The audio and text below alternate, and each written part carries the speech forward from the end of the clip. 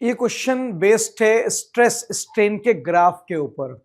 आप लोगों ने क्लास में ग्राफ पढ़ा होगा स्ट्रेस वर्सेस स्ट्रेन। मैं याद दिला देता हूं। क्लासरूम में हम एक ग्राफ प्लॉट करते हैं। स्ट्रेस वाई एक्सिस पे लेते हैं, स्ट्रेन एक्स एक्सिस पे लेते हैं। ये ग्राफ बेसिकली लेबोरेटरी में बनाया जाता है। हम लेबोरेटरी के अंदर एक मटेरियल लेते हैं और धीरे धीरे उस पर हम फोर्स अप्लाई करना शुरू करते हैं, जिसकी वजह से उसमें स्ट्रेन पैदा होने लगता है। फिर हम कॉरस्पॉन्डिंग स्ट्रेस स्ट्रेन को ग्राफ पे प्लॉट करते हैं। तो ग्राफ कुछ आपने क्लास में पढ़ा होगा, इस तरह का आता है। शुरुआत में काफी हद तक लीनियर होता है, फिर हल्का सा टर्न लेता है ऐसे, फिर कुछ देर तक स्ट्रेस कांस्टेंट रहती है और कुछ इस तरह का ग्राफ ऑब्टेन होता है। आपने क्लासरूम में पढ़ा होगा बेटे, ये वाला जो पॉइंट होता है, ये वाला पॉइंट होता है प्रोपोर्शनल लिमिट। ये वो पॉइंट है जहां तक स्ट्रेस स्ट्रेन डायरेक्टली प्रोपोर्शनल होते हैं। आप कह सकते हैं हुक्स लॉ परफेक्टली काम करता है इस रीजन में। यहां पर ये आपका इसे इलास्टिक लिमिट भी कहते हैं, यील्ड पॉइंट भी कहते हैं। यहां तक आपका मटेरियल इलास्टिक रहता है। ये होता है बेटे अल्टीमेट लोड पॉइंट। ये अल्टीमेट लोड पॉइंट यानी कि आप कह सकते हैं मैक्सिमम लोड यहां तक डाल सकते हैं। और ये होता है बेटे ब्रेकिंग पॉइंट या फ्रैक्चर पॉइंट भी कहते हैं, जहां तक वो चीज, जहां पे जाके वो चीज फ्रैक्चर कर जाए, ब्रेक हो जाए। ये कंप्लीट ग्राफ क्लास में पढ़ते हैं। अब इसके अंदर क्या होता है बेटे, ये जो अल्टीमेट लोड पॉइंट है, जिसे हम अल्टीमेट स्ट्रेंथ पॉइंट भी कहते हैं, ये और बीपी, इनके बीच का गैप डिसाइड करता है कि मटेरियल ब्रिटिल होगा या डक्टाइल होगा। अगर यूएलपी बीपी के बीच का गैप कम है, ये दोनों बहुत करीब करीब हैं, तो वो मटेरियल ब्रिटिल है, सडन टूटने वाला है। और अगर यूएलपी बीपी के बीच का गैप ज्यादा है, इसका मतलब ये डक्टाइल है। इसका मतलब आप काफी दूर तक उसे एक्सटेंड कर सकते हैं, बहुत देर बाद जाके वो टूटेगा, डक्टिलिटी है उसके अंदर। ठीक है, अब क्वेश्चन पढ़ते हैं बेटा। The stress strain curve are drawn for two different material X and Y. कहता है हमने ये वाला कर्व दो अलग अलग मटेरियल के लिए प्लॉट किया है। It is observe that ultimate strength point and fracture point are close to each other for material X. Material X का जब कर्व बना तो अल्टीमेट स्ट्रेंथ पॉइंट और फ्रैक्चर पॉइंट काफी क्लोज थे, बीच में गैप कम था। दैट मीन्स वो एक ब्रिटल मटेरियल था। आगे की लिखा है but are far apart for material Y. लेकिन मटेरियल वाई में ये अल्टीमेट स्ट्रेंथ पॉइंट और फ्रैक्चर पॉइंट काफी दूर दूर था। दैट मीन्स मटेरियल वाई जो था वो डक्टाइल मटेरियल था। ठीक है, we can say that material X and Y are likely. हम ये कह सकते हैं कि एक्स और वाई की चांसेस ये हैं कि क्या होगा, मैंने आपको बता दिया, एक्स ब्रिटिल होगा और वाई डक्टाइल होगा। तो X brittle Y ductile. Likely क्यों कहा, इसलिए बेटे कि ये श्योरिटी नहीं होते हमारे पास। अब उसने कहा कि भाई एक्स के अंदर अल्टीमेट स्ट्रेंथ पॉइंट और फ्रैक्चर पॉइंट क्लोज है। अब ये कौन डिसाइड करेगा कितना क्लोज है? बस इतना है कि एक में आपने क्लोज कहा, एक में आपने फार अपार्ट कहा। तो अगर मैं दोनों को कंपेयर करूं तो क्योंकि एक्स में अल्टीमेट स्ट्रेंथ और ब्रेकिंग पॉइंट का गैप कम है एज रिलेटिव टू वाई, तो हम कह सकते हैं रिलेटिवली एक्स ब्रिटिल होगा और वाई डक्टाइल होगा। ठीक है, नेक्स्ट क्वेश्चन असर्शन रीजनिंग का है। इसमें असर्शन में लिखा है the stretching of spring is determined by the shear modulus of material of spring. बेटे स्प्रिंग जो होता है ना, जब आप उसे खींचते हैं तो उसके जो सर्कुलर टर्न होते हैं उसकी शेप में चेंजेस आते हैं। आपने नोटिस किया होगा, अगर हम किसी स्प्रिंग को लें तो स्प्रिंग के जो टर्न होते हैं वो इनिशियली काफी ज्यादा सर्कुलर होते हैं। जब आप स्प्रिंग को खींचते हैं तो वो टर्न डिफॉर्म होने लगते हैं, उनकी शेप बदलने लगती है। अब क्योंकि स्प्रिंग में जब स्प्रिंग पे फोर्स लगता है उसकी शेप में चेंजेस आते हैं, इसलिए उसकी स्ट्रेंथ shear मॉड्यूलस भी डिसाइड करेगी। बिल्कुल सही कह रहा है, stretching of spring is determined the shear modulus. ये स्टेटमेंट बिल्कुल ठीक है। नेक्स्ट क्या है, a coil spring of copper has more tensile strength than steel. कहता है कॉपर के स्प्रिंग की ज्यादा स्ट्रेंथ है एज कंपेयर टू स्टील। नहीं, ये गलत है। स्टील की जो स्ट्रेंथ होती है वो कॉपर से ज्यादा होती है, इसने उल्टा दिया है। मगर ये चीज थोड़ा सा आपको कह सकते हैं याद करने वाली है, इसमें कोई कंसेप्ट नहीं है। आप देखेंगे जो कॉपर का यंग मॉडुलस होता है वो कम होता है एज कंपेयर टू स्टील। अब जिसे वैल्यूज याद है वो बता सकता है कि स्टील ज्यादा स्ट्रांग होता है एज कंपेयर टू कॉपर। तो उस केस में लेकिन ये स्टेटमेंट तो गलत दिया है, इसमें लिखा copper has more tensile strength, नहीं स्टील ज्यादा होता है। मगर ये जवाब वही दे सकता है जिससे ये बात मालूम हो। मतलब ये थोड़ा सा मेमोराइज करने वाली चीज है, ये कोई कंसेप्ट से नहीं, कोई ऐसा फॉर्मूला नहीं है कि मैं फॉर्मूले में रखूं और पता लगा लूं कौन ज्यादा स्ट्रांग है। नहीं, ये आपको याद होना चाहिए। तो एसेशन आपका सही है, रीजन आपका गलत है। तो ये हो गया assertion true, reason is false. देखिए इसके अंदर मैंने आपसे कहा ये आपको रटना पड़ेगा कि कॉपर की स्ट्रेंथ कम होती है स्टील। तो अब आप कहेंगे सर हम कौन कौन से रटें, इतने सारे मटेरियल कहां तक रट सकते हैं। देखिए थ्योरेटिकल क्वेश्चन हमेशा एनसीईआरटी से आते हैं। आपसे कई बार कह चुका हूं न्यूमेरिकल कहीं से भी आ सकते हैं, न्यूमेरिकल कंसेप्ट से होते हैं, वो कहीं से भी देगा आपको। लेकिन थ्योरेटिकल बातें जो भी पूछता है वो बिल्कुल एनसीईआरटी से होता है। एनसीईआरटी में बेटा लिखा है, एनसीईआरटी में स्टील को कंप्रेस किया गया है, सॉरी स्टील को कंपेयर किया गया है एल्युमिनियम, ब्रास और कॉपर के साथ। उसमें बताया गया है कि एक पर्टिकुलर एलोंगेशन के लिए स्टील में 2000 न्यूटन फोर्स लगाना है, उसी एक्सटेंशन के लिए हमें कॉपर में 1100 लगाना होता है। एक कंपैरेटिव स्टडी की गई है एनसीईआरटी में। थ्योरी पढ़ाते वक्त एनसीईआरटी ने डिस्कस किया है कि अगर स्टील को एक्सटेंड करना हो तो इतना फोर्स चाहिए, उतने एक्सटेंशन के लिए एल्युमिनियम, ब्रास और कॉपर में कितना फोर्स चाहिए। चारों की स्ट्रेंथ आपस में कंपेयर की गई है।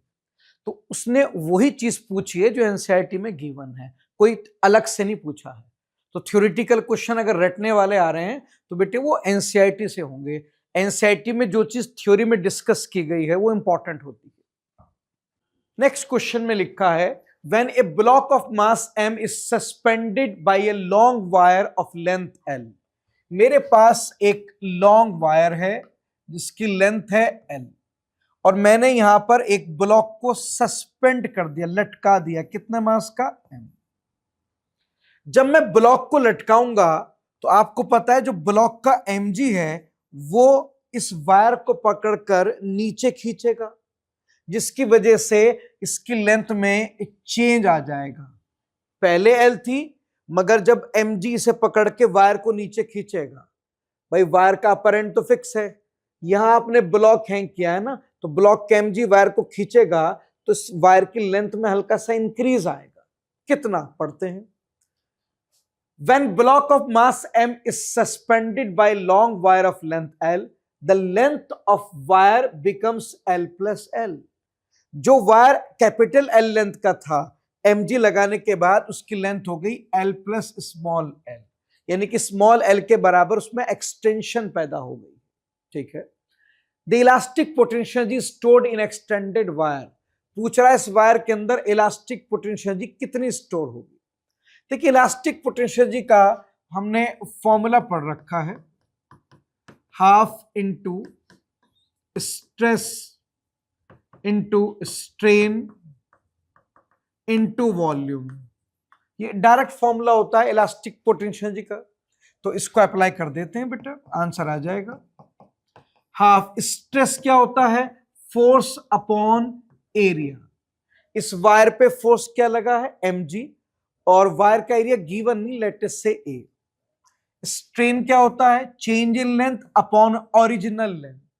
ओरिजिनल लेंथ कितनी थी कैपिटल एल और उसमें चेंज कितने का आया था स्मॉल। वॉल्यूम, वायर का वॉल्यूम होगा area into length. Original volume लेते हैं तो हमने वॉल्यूम निकालने के लिए कौन सी लेंथ ली है, ओरिजिनल लेंथ। ठीक है, यहां जो वॉल्यूम लेते हैं वो ओरिजिनल वॉल्यूम लेते हैं, एरिया भी पुराना वाला। ठीक है, वैसे फर्क नहीं पड़ता, वॉल्यूम कंजर्व रहता है, मगर फिर भी मैं आपको बता दे रहा हूं कि यहां पे जो वॉल्यूम लेंगे ओरिजिनल वाला लेंगे, एक्सटेंशन से पहले वाला। एक्सटेंशन से पहले वाला एरिया, एक्सटेंशन से पहले वाली लेंथ। यहां से ए से ए कैंसिल हो जाएगा, एल से एल कैंसिल हो जाएगा, तो यहां से बेटा इलास्टिक पोटेंशियल एनर्जी आ गई mgl/2। इतनी पोटेंशियल एनर्जी वो अपने अंदर स्टोर कर लेगा, कौन? वायर। ठीक है, नेक्स्ट क्वेश्चन में लिखा है two wires are made of same material. अगर मटेरियल सेम है तो उनके यंग मॉडुलस, उनकी डेंसिटी सेम होगी, एंड हैव सेम वॉल्यूम, उनके वॉल्यूम भी क्या है? सेम है। ठीक है, the first wire has cross section A and second wire has cross section 3a। Area अलग अलग है, दोनों वायर के मटेरियल सेम है, वॉल्यूम सेम है, लेकिन एरिया अलग अलग दी है, एक का ए है, दूसरे का 3। आगे पढ़ते हैं। If the length of first wire is increase by delta L on applying force F, then how much force is needed to stretch the second wire by same amount. कहता है अगर पहले वायर पर एफ फोर्स लगाया और उसकी वजह से एक्सटेंशन डेल्टा एल आया, तो मुझे सेकेंड वायर पे कितना फोर्स लगाना पड़ेगा ताकि उसमें भी उतना ही एक्सटेंशन आए जितना फर्स्ट वायर में आया। देखिए क्वेश्चन बाद में करेंगे, पहले एक्सटेंशन का फॉर्मूला देखते हैं। आपको पता है यंग मॉडुलस बराबर होता है स्ट्रेस ओवर स्ट्रेन। स्ट्रेन क्या है? Change in length upon length.